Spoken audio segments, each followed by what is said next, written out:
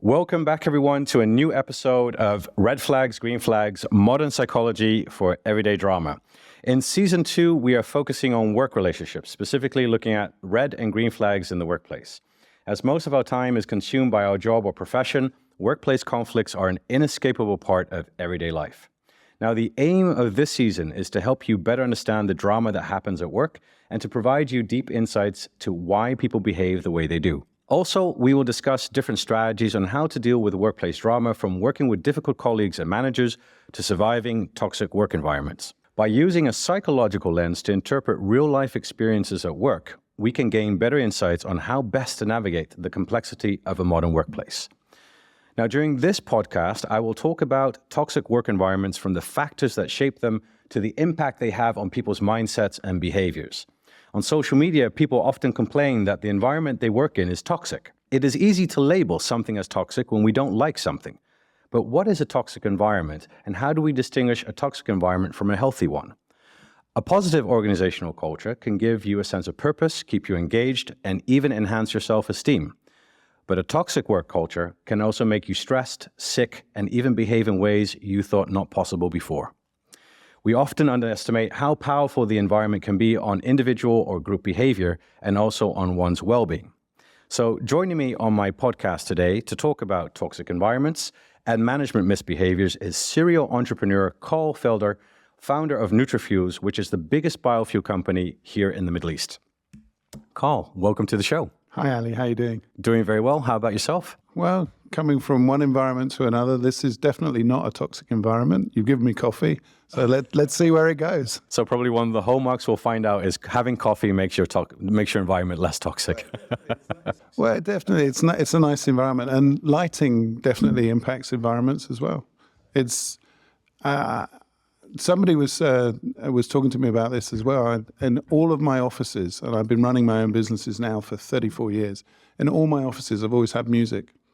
And it's part of relaxing people, part of getting people to be more comfortable. If you can make it a little bit more like home, people will relax more. Yeah. It's an interesting point you make, and I guess we can dive into that when we go much more deep into what toxic environments are. But many companies nowadays seem to want to be something more of a homely environment where you can play ping pong and, play games and relax. Yeah, I'm not sure I buy that. You're right, they do that, but I don't have a ping pong table at home, and I certainly wouldn't want one in the office. The noise of it would drive me mad. But I think that feels almost like you're trying to force something that isn't there. I think if people really want to be there and you get the environment right, then they will organize themselves. I think a couple of sofas in the office is a good plan. Sofas are good. Yeah. Absolutely. Well, look, Karl, I've known you for many years, and we've worked together in various capacities. The audience doesn't know you yet, so maybe you can give a brief introduction to who you are and what you do. Sure. My name's Karl Feilder. I've created, set up, sold probably 8 companies now, taken 2 public. And I moved to the Middle East in 2009 to do what people thought was completely mad, which was to set up a biofuels business. There was no biofuels anywhere in the Middle East. And today we're the biggest biofuels producer in the Middle East. We managed to get through all the red tape and all the complexity of setting up something that didn't exist. And it's done well. And, we've managed to have some of the world's biggest brands as our customers. We got a great partnership with McDonald's. We supply Emirates Airline. It really has turned into something quite wonderful. But I couldn't have done any of that without a great team around me. And maybe we'll get to this, but I don't think I'm a narcissist. I don't think I'm a psychopath. I'm a regular guy who happens to be good at getting the best out of other people. Excellent. Well, we can maybe talk a little bit later about narcissism and psychopaths in the organization. Before we get started, talking about toxicity, what would then be your toxic trait? I suppose the most difficult thing people find is that I'm pretty intense, and I'm pretty intense for more hours of the day than most human beings can cope with. And certainly my wife would say that, and some of my closest friends would say that as well, that I can be pretty intense at 6:30 in the morning and I'm still being intense at 11 o'clock at night. And that is just way too much 7 days a week for most human beings to cope with. I've seen it in other entrepreneurs as well.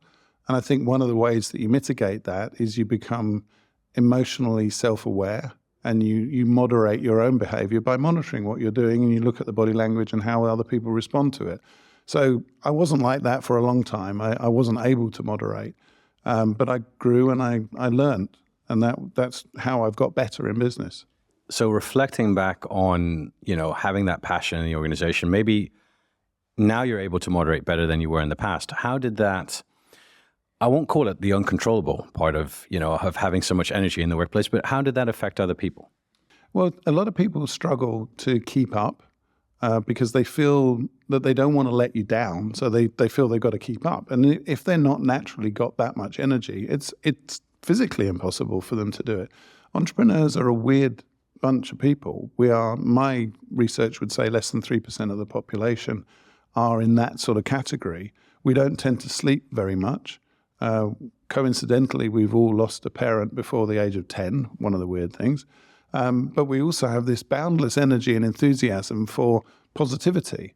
And we'll always see a glass as half full, and we're always looking for the bright side, always willing to find opportunities where they don't exist, and also wake up every morning thinking the world's broken and we're the only people that can fix it. That's us. But for other people, there has to be I would almost say, and it's a common characteristic I see amongst a lot of entrepreneurs, is that there has to be some stubbornness, stubbornness is probably a big word, but probably that kind of perseverance. It's tenacity. Tenacity, yeah. We're naturally blessed with this tenacity. Knock us down and we just get up even more.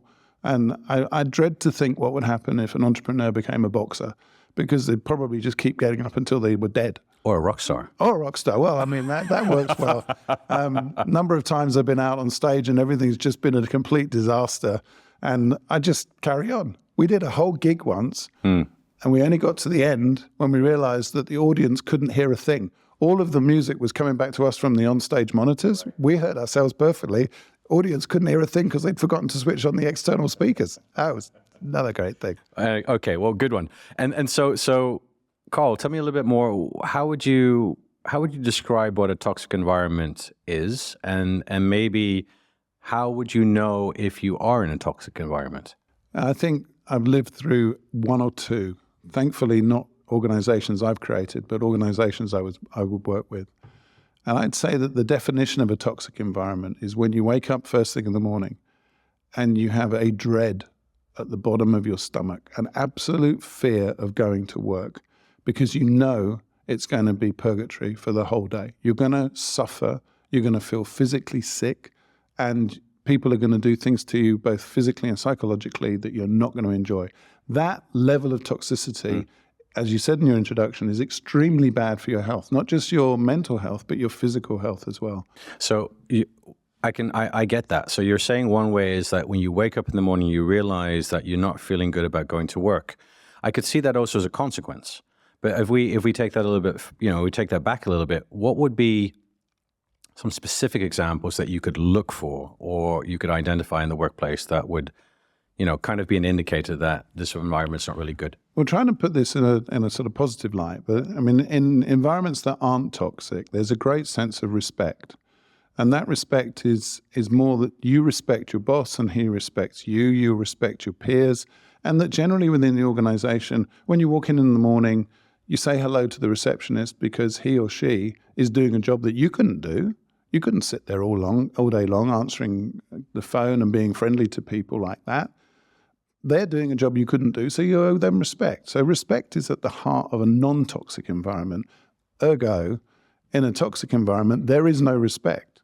People treat you awfully. They'll treat you like dirt. They'll shout at you. They'll scream at you. They'll belittle you. They'll walk over you. They'll physically stand when you're sitting down. So they'll try and use physical presence to dominate the conversation. They'll talk over the top of your points. You will say three things and they'll immediately dismiss them. They'll tell you you're stupid.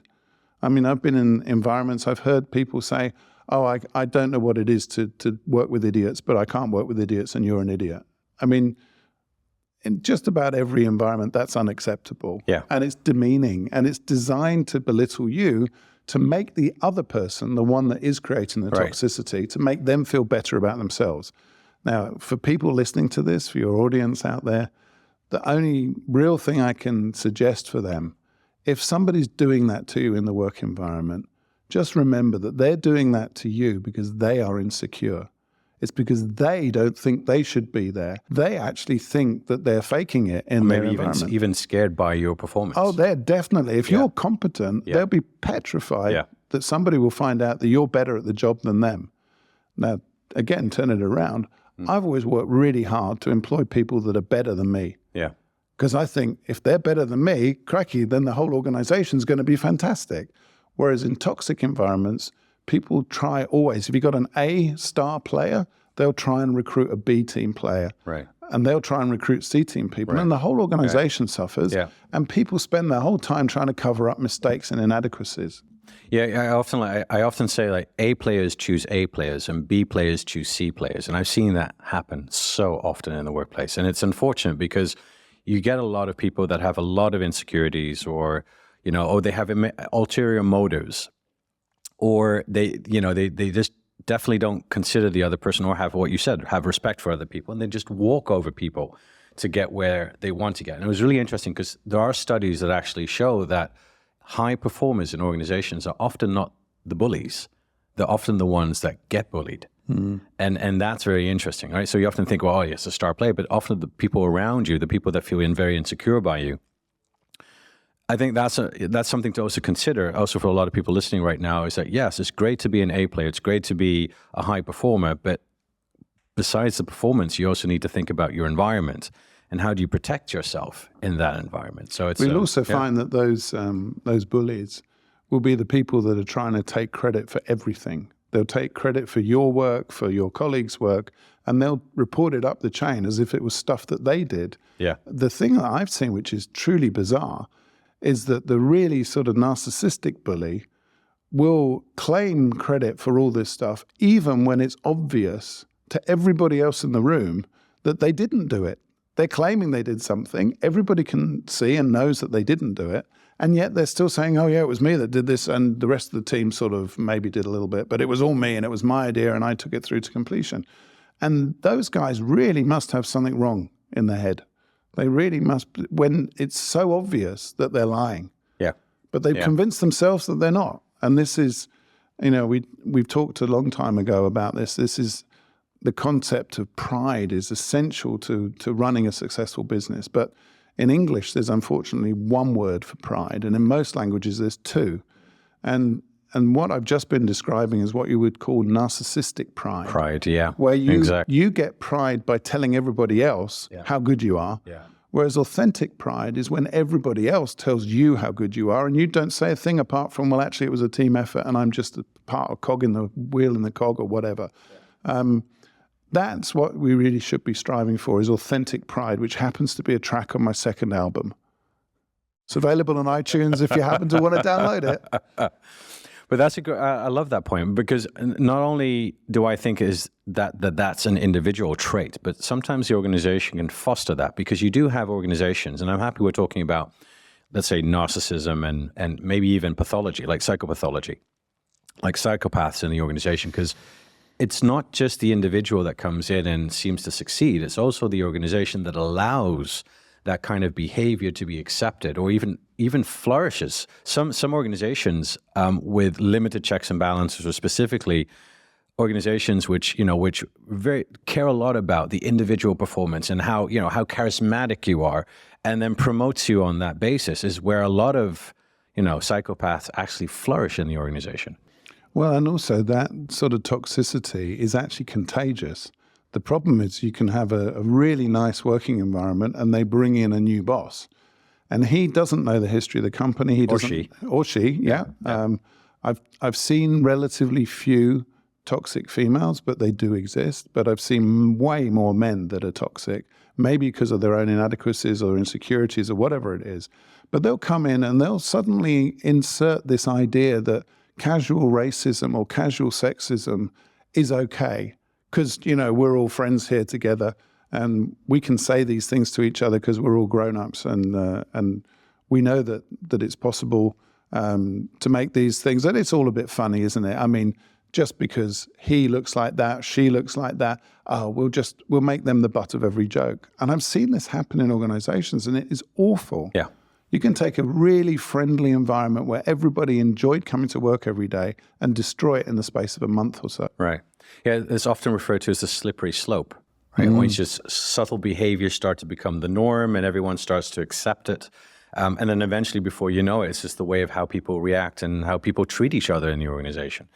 So that I like that point. So you have been a founder of various companies. You've also worked in corporate. As a leader, as a manager, what can you do about that when you see that happening? Well, you have to be aware, first of all, of what's actually going on. And then you've got to be prepared to stand up to it and do something about it. That takes, if you're not senior in the organization, that takes quite a lot to be able to do that. Normally, they'll have some sort of whistleblower complaint system through HR if it's a large organization.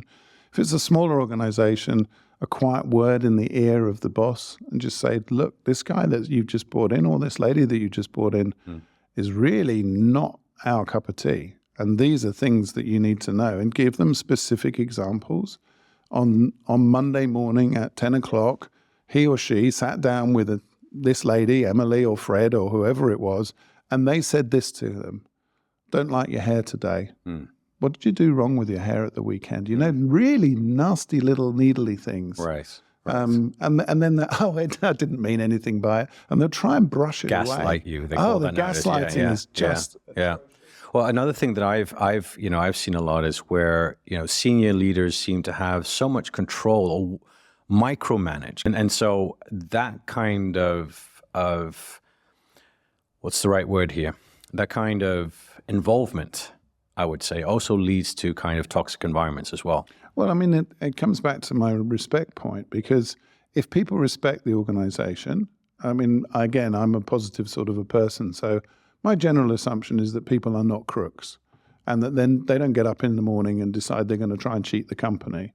So if they respect the company, they respect their peers, they won't be trying to cheat the company. So why should you be looking at their expenses in that much fine detail? There's a process in place. What do you think that anyway. says about someone?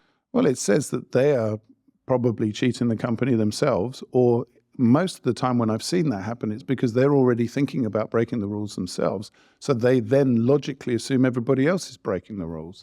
So the more they try and look into what you're doing, the more I look and think, hang on, that person's probably got an ulterior motive here. Right.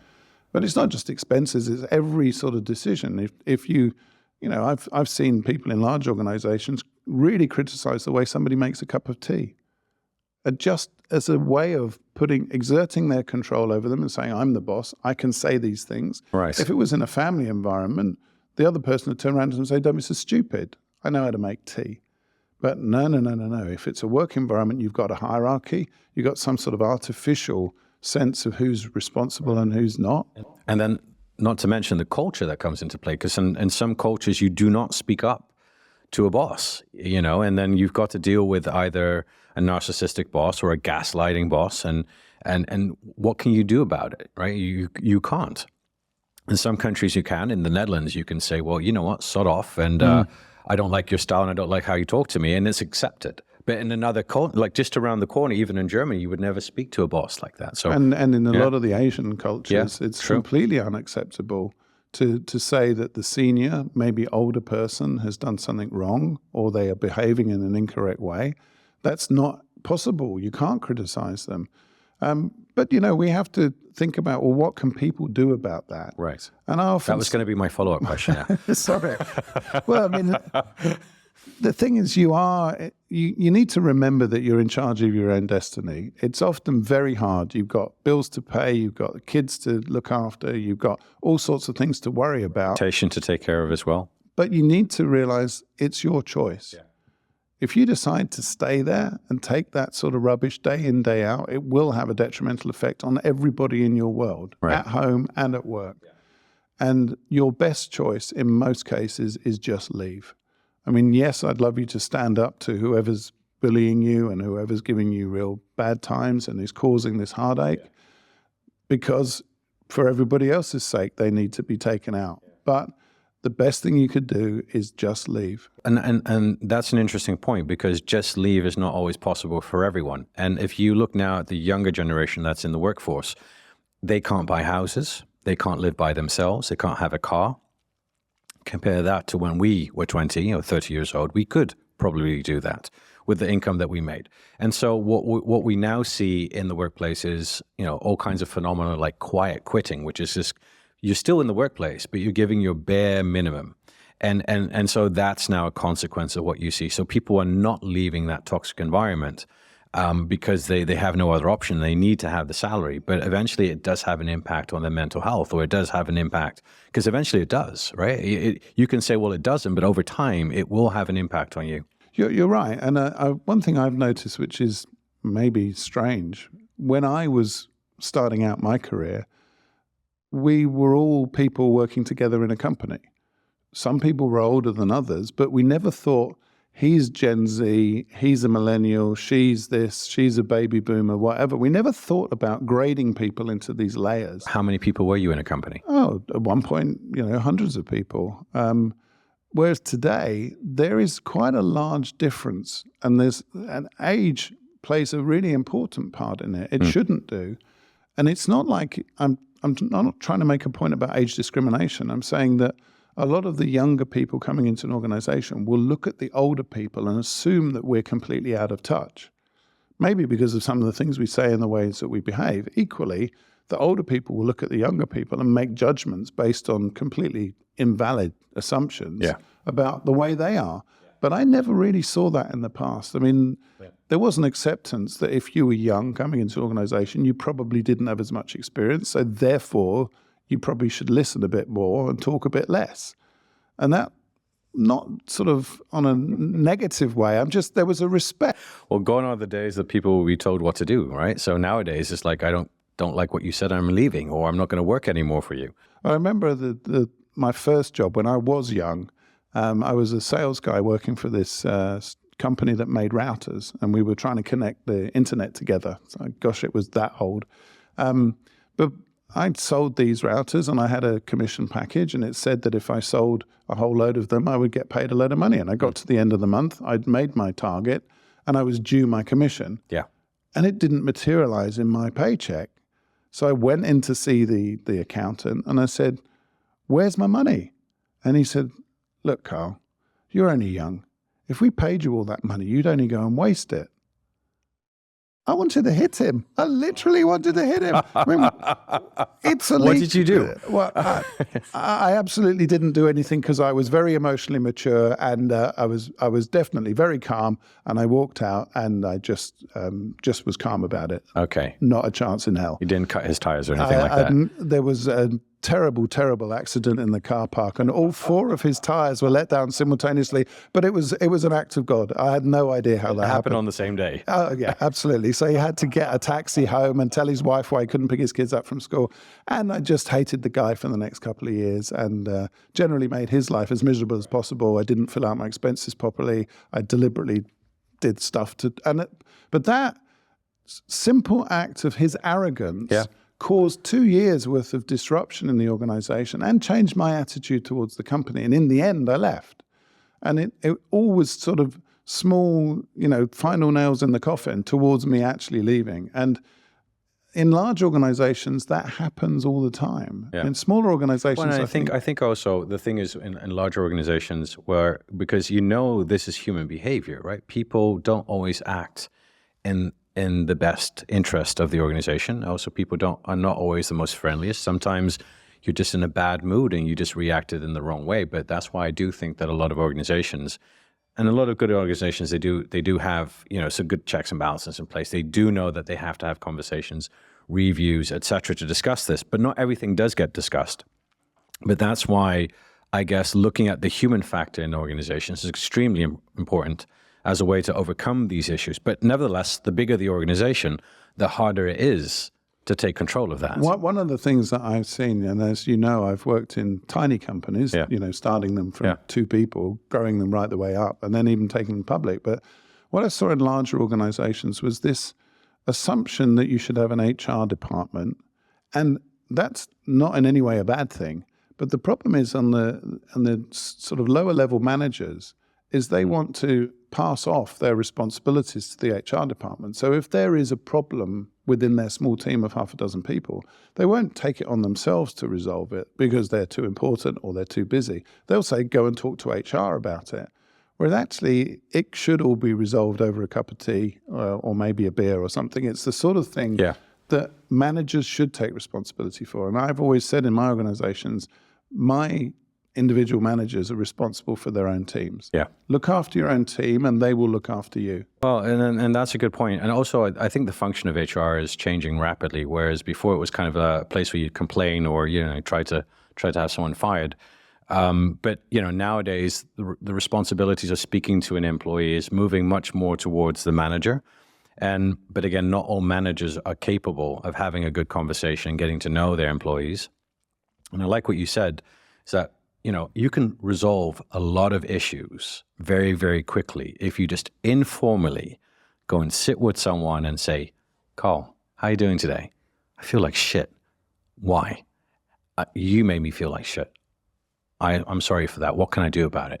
Simple human-to-human interaction can prevent so much shit from happening in the workplace. But a lot of times it doesn't, out of ego or time management or whatnot, and then it fosters, and eventually it just becomes worse. But you've got to realize, if you're the person that's going to instigate that conversation, that you correctly read the other person. If the other person is a bully or is gaslighting you or is a narcissist, you definitely don't want to have that conversation with them because you'll just make it worse. You'll give them ammunition. And so you go and say, when you said to me this morning you didn't like the color of my suit, that upset me. They'll bring that up at the next regional sales meeting. And they go, there's Karl over there. He's on with a funny suit. He told me, he came into my office, and told me he didn't like me commenting on his suit. So in front of 100 people, I'm going to make you feel small because of your suit. Silly stuff. If you give them ammunition, those people are really wicked. They'll use it against you in order, again, to support their own view of themselves. Because they get stronger in their minds by making you weaker. Well, and that's why I think also that the organizational culture is extremely important, because if you have an organizational culture or environment that's positive and that doesn't accept that kind of behavior, people are going to be more willing to speak up. Because I think that's a really interesting topic. Psychological safety has become an interesting topic nowadays in a lot of organizations. And it's your willingness to speak up, to make suggestions, but also when you see things happen that you don't agree with, that the environment makes you feel safe enough to be able to say something without retribution. And so psychological safety is really, really important to have, but not all organizations have it. And it's really interesting when I speak to a lot of organizations, say, well, yes, it's part of our DNA and we think it's really important. But when you actually go and ask people, how psychologically safe do you feel to speak up here about any topic? And then you see the average score out of 5 being 2.7. That doesn't seem to be very psychologically safe. Some of that, though, is cultural as well. It'll vary around the world. I've had the pleasure of doing business in many, many countries. And in some countries, it's naturally very much more hierarchical.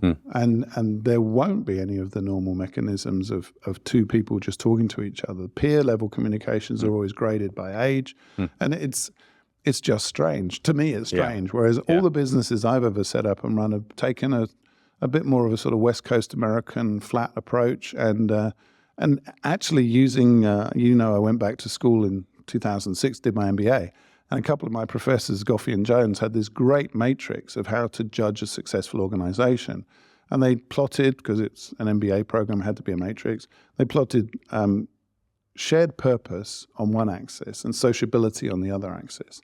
So shared purpose is, does everybody in the organization agree and like what you're trying to do as an organization? And sociability, my interpretation of sociability is, if you weren't working with this person, would you have them round to your house for a barbecue? So if you could get the top right-hand quadrant of that, where everybody knows what the company's about and really thinks it's great. And they invite each other for barbecues. And they invite you around to the house for barbecue. Then you've got a fabulous environment. And everybody wants to support each other and everybody is mutually dependent on each other. So that allowed me to, in most companies I've set up, to run a sort of star system of management where I act as a bit of a hub in the middle and then everything else is on spoke. So for example, if the sales guy has a problem with the product, he takes it up with the R&D guy who then feels obliged to fix it for the sales guy so that the sales guy can hit his targets. And so the research and development guy will take personal pride in this. None of that has to root through me. I don't need to sit there in a committee and arbitrate something or other. They do it because they're mutually responsible to each other. And that allows a far better sense of respect to run through the organization. Thank you for that one. And actually, I wanted then to ask you, before we actually get into the, what are some red flags and what are some green flags in terms of either environment or management styles, I would like to ask you, because, this topic of diversity and inclusion has become a very big thing across the world. And it means different things for different organizations, but also for different countries. And so, but also now what we're seeing happening in the US is because, DEIB is now being politicized. And what's happening to a lot of organizations is that they're also kind of going away from it. And that's kind of the new trend nowadays because of the politicization of the whole topic of DEIB. So discrimination happens a lot in the workplace. Are there any industries or any organizations or any environments that make discrimination in the workplace more prevalent? That's a good question. I mean, I think it's far more prevalent in those sort of hierarchical environments that you might call them Theory X environments. The Theory X, McClelland's model of organization, all this stuff. Yeah, but our audience doesn't know about it. Theory X is essentially that people go to work because you beat them, and they'll work harder if you beat them harder. And that tends to be more of a hierarchical organization. Theory Y is that if you give people the right environment, they will achieve wonderful things, and all you have to do is encourage them. Right. And I've always been more of a Theory Y type of person. But there's also a Theory Z. Okay. That follows that one, yeah. Well, the Theory X organizations are more likely to have this discrimination problem. Yeah. And one of the ways that I've spotted that is in Theory X organizations, when you want to recruit somebody, they'll get you to write a very detailed job description of exactly what you're expecting from that person, what qualities they're going to have, and what deliverables they're going to give you. I don't think in my life I've ever recruited a job. I recruit people, and I'll meet people. I'm going to challenge you there because this is not about you. This is a question about what environments create that. But exactly, the environment of the hierarchical organization is depersonalizing already. By saying, I want to hire that job and I expect those functions to exist. So they're already taking the humanity out of it. Whereas what I'm arguing for in a Theory Y type of organization is you hire the people and they're not all going to be perfect, and that they're not going to have all of the qualities you need to do that job, because your belief in them will inspire them to do those things. Sounds great on paper, but still, I can see 34 years I've been doing this, and it works. But I can still see on paper this looks all great, but discrimination still happens. So it does, and it's terrible. But why does it happen? Do you think? I really, really, really don't know. I think it's top down. I think it's the toxicity occurs at the top of the organization, and as we were saying earlier, if the top of the organization finds these things to be acceptable, then it'll sort of flow down and flow down and flow down.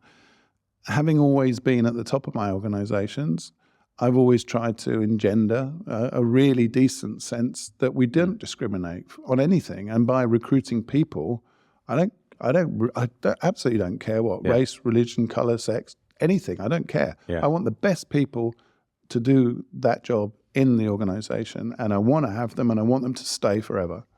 Yeah, and also I think, and again, bringing it back to the environment, where you actually create an environment where everyone feels that they are part of, regardless of their differences, what they bring to the organization.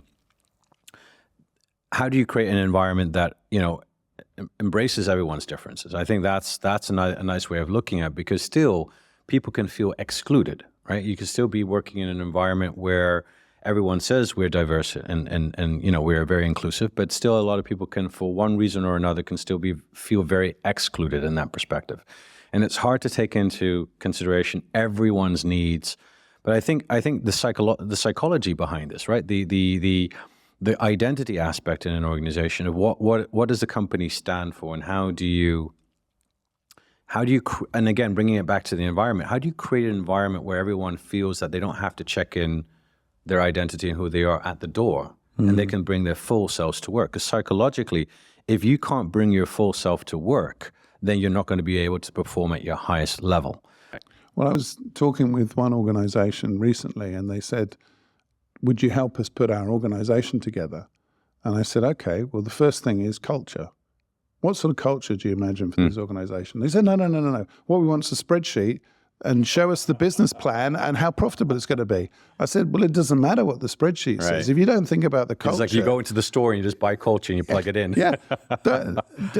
Without the culture correct, you're never going to achieve any of the numbers on the spreadsheet, because organizations are about people, and people need to be respected. They need to be allowed to shine, and they need to want to come to work and to work enthusiastically. Then you get to punch above your weight. You get to have organizations that do things that are impossible. Right. Culture is something that evolves over time, right? It's not something that you can just kind of create. But on that note, in light of time, I would love to just kind of get 2 red flags from you and 2 green flags in terms of assessing either environments or managers in terms of their abilities and behaviors. Well, the first thing I'd say on red flags is if anybody starts shouting in the office, that's unacceptable, unless it's in jubilation and a shared success for everybody in the office, and you get to ring the bell or do what you do. But if somebody's shouting in the office, they need to just be out of that environment and go and take a little walk and calm down. But almost always, if somebody's shouting, unless it's really bad, it's because they're bullying somebody. Occasionally, you'll get somebody that is bullied who starts shouting back, in which case that should be a big red flag to you as the manager that you've got a serious conflict problem in the organization. But shouting is my number one thing.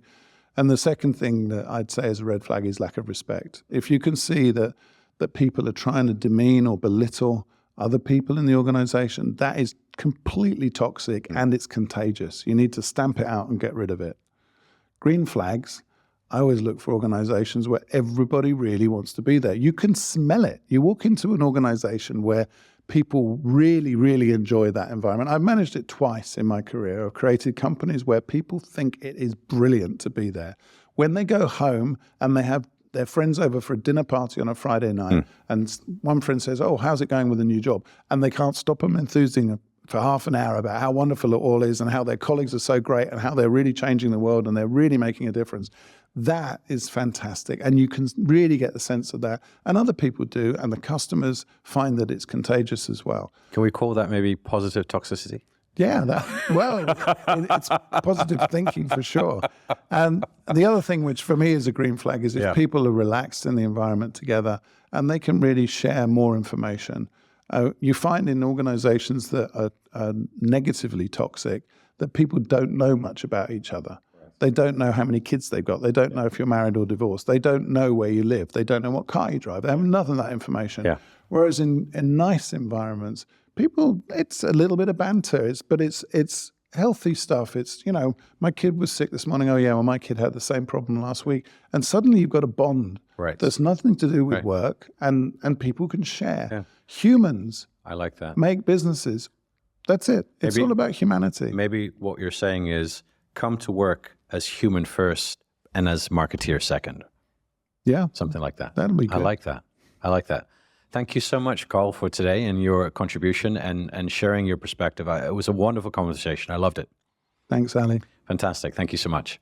So we had a great conversation here today together with Karl Feilder, and we talked about what are toxic environments and how do we identify them. And I think one of the key things that he said during this podcast is realizing that you are in a toxic environment is when you realize that when you wake up in the morning that you don't want to go to bed. You feel sick to the bone having to go back into that environment. And when we actually tried to identify what were some of the characteristics of a toxic environment, one thing that came up was lack of respect. So lack of respect seems to be a major issue, and also a way of understanding how other people treat you if they don't treat you respectfully, if they gaslight you in the organization, and belittle you and say small things to you just to make you feel bad, are clear signs that you are definitely working in a toxic environment. Now, it's not always easy to leave, but the best thing to do in many cases is to leave that environment. Go where you're celebrated, not where you're tolerated. And what we also talked about was the aspect of discrimination, and that happens in many organizations. We also realize that, part of how we think and how we behave inherently as human beings also kind of makes us much more biased to make often quick but not really good decisions and judgments about people, but also how the environment can actually help you to prevent that. And having good leadership and good management in place is definitely a way to minimize the impact of discrimination and bad behavior in the workplace. So that's what we talked about today. I hope that you enjoyed this session of Red Flags, Green Flags. And of course, I am super excited about my new book that has just recently come out called Red Flags, Green Flags, Modern Psychology for Everyday Drama, where I also talk about work relationships, but also about dating, family, and romance. And what are the red flags and green flags that you need to identify specifically to make better decisions in your life. So definitely go out and buy the book, and let's make Red Flags, Green Flags a global bestseller. Are you ready? No, we're not, swag, swag,